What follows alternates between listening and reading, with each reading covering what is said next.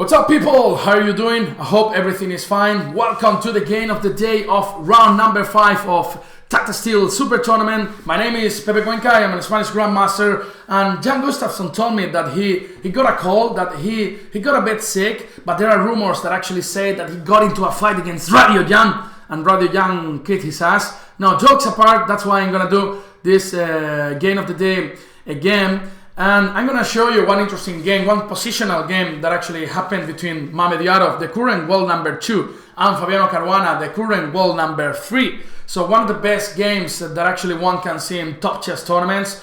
So let's just try to focus what happened in this interesting game and in the 64 squares. So Mamedyarov goes for d4, knight f6, c4, e6, and knight f3. Knight f3 is played in order to avoid the nimso that follows after knight c3, bishop b4. Now black has several alternatives. Black could go for c5, trying to go for Benoni style positions, b6, going for the Queen's Indian, or d5, entering in the Queen's gambit, right? So d5 was played by Fabiano Caruana, and now of course after knight c3 we are in the main line on the Queen's gambit, where actually black could play bishop e7 or bishop b4, entering in the Ragozin variation, right? But after d5, Mamedyarov goes for bishop g5, and of course now if black plays bishop e7, after knight c3 we have transposed to the main line, where black players nowadays normally go for the Lasker variation, which is quite solid. But instead, after bishop g5, sorry, black goes for bishop b4, giving the first check. And now white could go knight c3 or either knight to d2.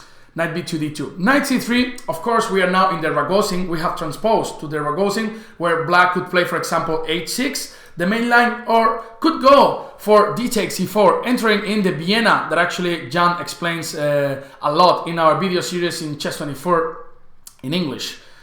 So after bishop b4, instead Mamedyarov goes for knight bd2. Not the main line, but actually an interesting move. The thing is that actually now black can take actually on c4, and it's not gonna be that easy for white to recapture that guy on c4. We'll see why. D takes c4 was played, and now there are different alternatives. For example, queen c2 has been played, and then b5 normally follows. The thing is, after a4, black can hold this pawn by playing c6, and it's never that easy to recapture that pawn on c4. And also, for example, queen a4 has been played, forcing knight c6 in order to protect your guy on b4. And now after e3, looks like white is going to recapture that pawn on c4 with a healthy position, but actually queen d5 is a strong move in this position, covering c4, given the fact that there is a pin on this diagonal, so you can never take on c4, you can never play e4, this bishop is attacked, and also black is intended to go b5, attacking the queen and reinforcing c4. So that's why after d takes c4, Mamedyarov goes for e3, and now b5 was played, protecting Carlitos, and now bishop e2. Again, if you go a4, black can always play c6, holding b5 and c4. So bishop e4 was played, Mamedyarov decides to complete his development, and now bishop b7 was played, of course, putting this bishop in the best diagonal, short castle, and short castle was played. Another interesting move here was a6, a prophylactic move against b3, because now after b3 you can just take on b3, and now after queen takes b3, the pawn on b5 is actually protected. Anyway, this type of pawn sacrifices are really normal in this type of positions. They're also really natural in the Catalan type positions, where actually you are trying to create some pressure on the c file, and you got these two tasty squares where your knight can come and enjoy some tasty food, right? So after short castle was played by Fabiano Caruana, and now b3. And here we got to analyze some different variations. For example, if black takes on b3, then white could play queen takes b3, and then this would force black to give up the bishop pair.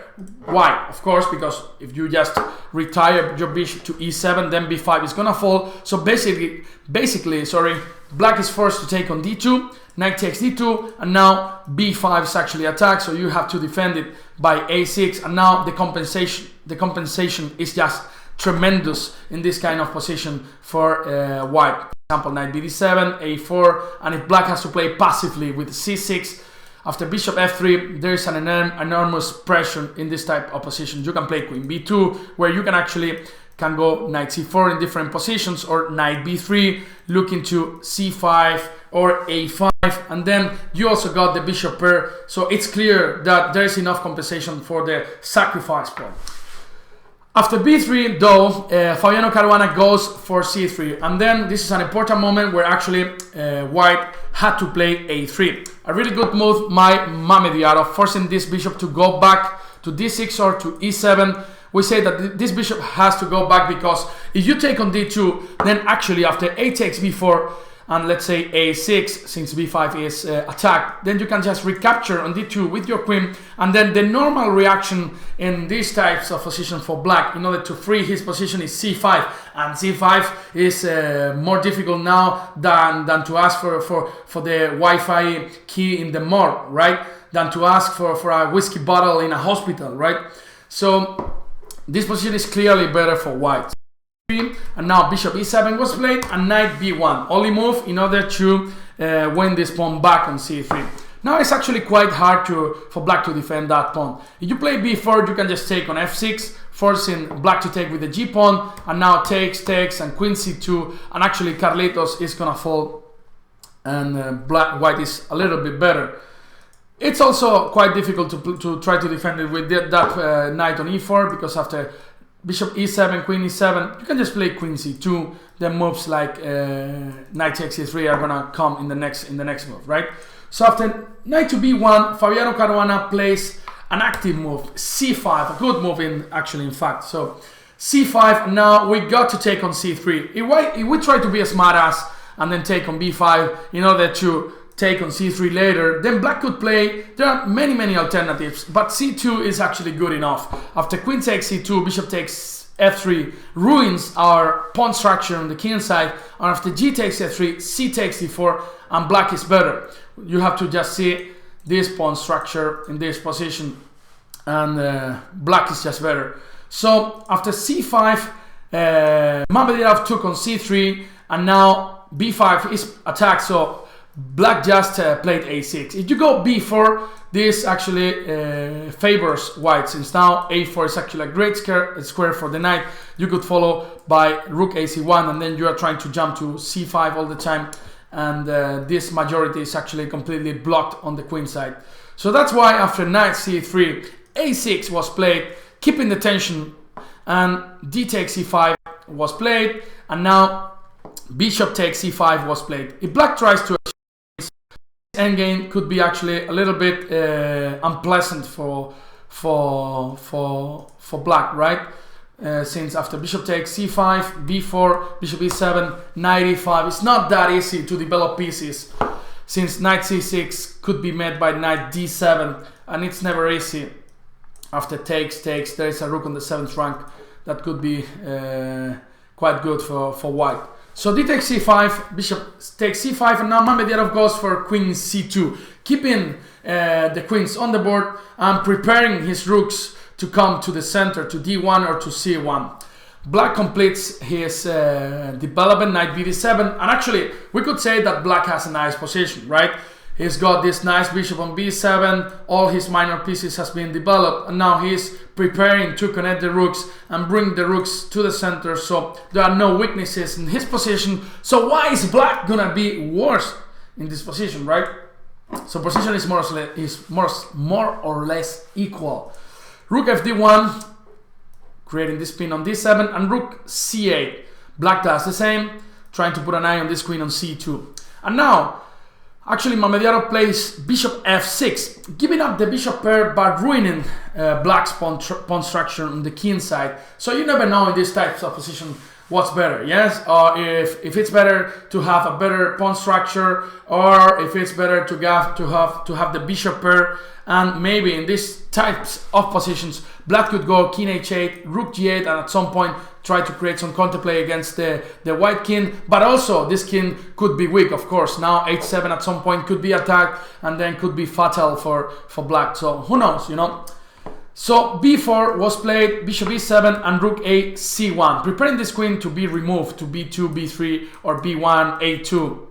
So this knight now is protected. Black does the same, you know, he goes for queen e8. I'm pinning this knight, preparing this knight to go to the party to b6 and then c4. There is a nice party on c4 where they play Latin music. We know what there is sangria, you know, there's even some amazing food on c4. Look at this pawn on a3.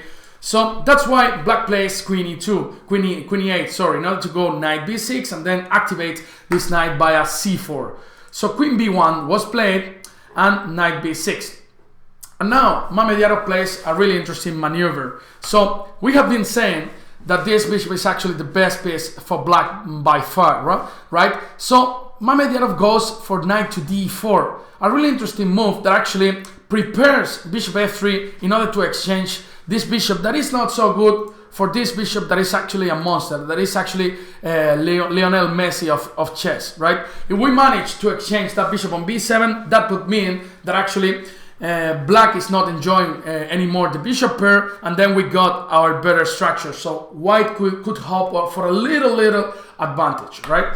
So king h8 was played. Now there are no checks on the g file. This rook could come to g8 at some point, and bishop f3. Finally, we managed to remove that guy on b7. Bishop f3, knight f3, and knight c4. Now this knight has joined the party and is attacking a3.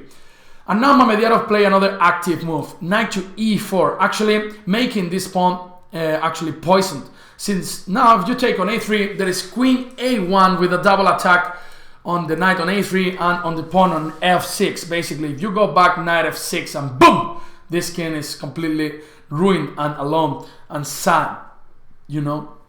So let's say bishop f6 and now knight g5, you're going for queen h6 in the next move and queen h7, checkmate. So that's why after knight e4, and the same idea goes after f5. You can just go queen a1 and after king g8, knight f6. So that's why queen c6 was played, a prophylactic move against queen a1, since now this knight on e4 is actually attacked. So that's why now knight fd2 was played. And here it comes a risky decision by Fabiano Caruana. Here the safest option was probably, knight takes e2. The queen is attacked, so you cannot take on c6. Knight takes e2 and queen a8. And the position, it's true that you got a better pawn structure, but also black has some reactions on the queen side, by playing a5. And maybe white is a little bit better, but nothing special. But instead, after knight fd2, queen b7 is actually risky. You know, I don't know if it's bad or good, but it's actually risky. Because after knight takes e4, rook takes e4, takes, queen c2, rook c8, we reach this position where actually black has this pass pawn. Of course, it's interesting for black as well, since here Fabiano probably was going for the win as well, since now this pawn could create some counterplay at some point. But the thing is, it's quite difficult to push that pawn. Look at this b4 and a3. They're doing a fantastic job against this bishop on e7, sorry. And this pawn can be easily blocked. And then this joined by the fact that the black skin is never safe. So this means that position is quite tricky for black. And then I was analyzing this game yesterday during the Spanish broadcast, and then I was thinking, you know, I think black has no problem because there is a5 break all the time. But the thing is, after a3, a5 is never that easy to play, because after b takes a5, this bishop can never recapture on a3, since f6 is actually quite weak. So, you know, and here is where Fabiano Caruana makes an important mistake, which is actually so hard to see from the human point of view. He just plays queen c6, which looks like a really normal move, protecting Carlitos, right? And then one could think how Carlitos is gonna fall. He could have to lose so many tempi in order to attack Carlitos, right? But the thing is actually it's a mistake. Let's just try to explain the subtleties. After queen c6, rook d4 was played, which is an extremely great move by Mamedyarov. We'll try to explain the reasons behind just in a moment. But we have to see that, for example, h6 was good enough to give the equality on this position, because now rook to d4 doesn't make any sense. Black could play f5, and after knight d2 attacking c4, you could play just c3, and after rook c4 you're gonna take on d2, you can just take on c4, and now bishop f6 protecting Carlitos. But the thing is, after queen c6, and look at, like, you know, you make a small mistake with these guys and they punch you, right? They slap you so hard. So after queen c6, then the thing is, rook d4 is an amazing move by Mamedyarov. And now let's just try to explain the reasons. So basically, white is just threatening to go knight d2 and rook c4, and now your queen will be attacked. So let's say now, if for example you just play f5, just knight d2 attacking c4, sorry, only move to defend is just c3, and rook c4 is just a huge blow for Fabiano Caruana, since now when you remove the queen, there is queen takes c3 with a check and capturing your rook. Same thing if you do nothing. If you king g8, then knight d2 is gonna come, and then after c3, rook c4, and let's say queen b7, you can just take on c3, winning a pawn. And the only move that saves the pawn, well, you could play c3, but now for example after knight c5, bishop takes c5, rook h4, attacking h7 with a checkmate, then for example f5, just queen c3, king g8, and rook c4 again wins a pawn. So the only other move that actually remains to try to keep safe your pawn is the move e5, but this is actually a terrible move from the strategical, from the positional point of view. You just remove your rook, and then f5 is so weak. This knight could come by a g3 to f5, and then light squares are actually property of Mamedyarov. So that's why after rook d5, Fabiano Caruana, in a desperate situation and having time trouble, he went for a5. That actually doesn't work, since knight d2, now white is threatening just to win the rook after taking on c4. So rook g8 was playing by Fabiano Caruana. Of course, now if Mamedyarov was my cousin who's got 11 years old and then he hasn't played any chess in his life, maybe he could capture this pawn and then there would be checkmate. But since Mamedyarov is not my 12 years old cousin, which has not played chess at all in his life, and he's the number 2 of the world, he just plays g3 and then avoids checkmate, and then you got the same problem on c4. So a takes b4 was played, rook takes c4, and now actually b4 is falling. We say b4 is falling since after queen b5, a takes b4, bishop takes b4 is actually not possible, since queen b2, there is a nasty pin here, and then you're also attacking f6 with fatal consequences for black. So rook takes b4, b3 was played by Fabiano Caruana, knight takes b3 and queen f3. And Fabiano Caruana is hoping to create some sort of counterplay against g3, but actually there is no time for this. And Mamedyarov goes for a4, sending Aristoteles to the party in order to promote it. And after bishop d6, now one great, humble and simple move, rook c8, in order to exchange rooks. And now there is no bishop g3 anymore. So takes on c8, queen takes c8, king g7, and queen c2. Again, there is no bishop g3.